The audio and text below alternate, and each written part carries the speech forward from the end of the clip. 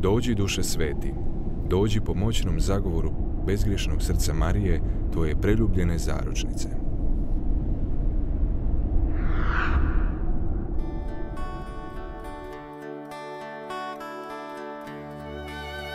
Iz Evanđelja po Luki.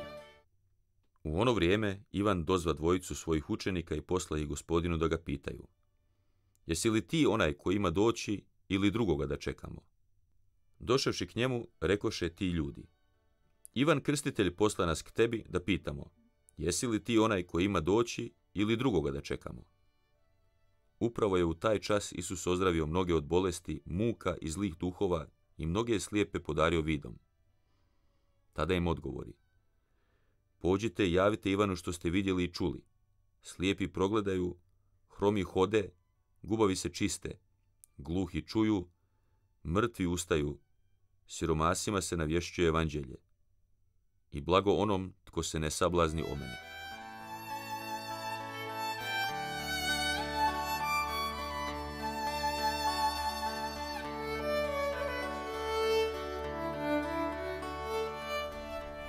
Hvaljen Isus i Marija, dragi Bog vaši, sve vas od srca i danas pozdravljam pod još jednom smokvom.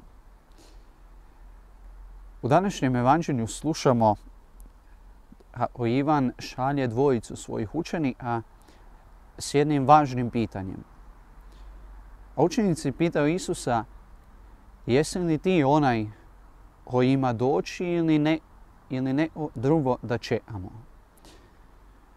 Zanimljivo je primijetiti jedan detalj da Ivan šalje svoje učenike s tim važnim pitanjem, a zapravo on sam već zna odgovor. I kao da Ivan želi reći da učenici, odnosno da mu je važno da učenici sami se uvjere i sami dođu do tog odgovora. Ponekad nije na nama, braće i sestre, da znamo sve, da znamo svima odgovoriti na njihova životna pitanja. Trebamo dopustiti da oni sami dođu do svojih odgovora. Mi se nalazimo danas u 3. tjednu došašća i zaista nam je ovo pitanje od iznimne važnosti. To je pitanje koje u sebi sadrži ona naša najvažnija pitanja. A ona mogu biti kome da se okrenemo u potpunosti u našemu životu. Ili u što da položim sve svoje snage. To može biti naša sigurnost i sva naša nada. Zaista, jesi li ti onaj Isuse koji ima doći ili drugoga da čekamo? Onome što su učenici vidjeli, Isus je zapravo u svojim čudima obuhvatio sve ono što je nama u životu važno. Naše oči i naš vid, naše noge i naš hod i naše puteve, naše tijelo i naše bolesti, naše uši koje bi trebale slušati vapaje siromašnih. Isus je sve to ozdravio.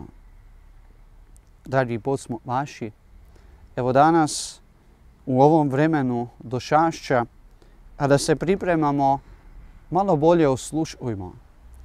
I ako postoje u našemu životu neke sumnje, dođimo Gospodinu poput ovih dvojice Ivanovih učenika i kroz ovo pitanje dopustimo da nam on pokaže da je on onaj koji se isplati čekati.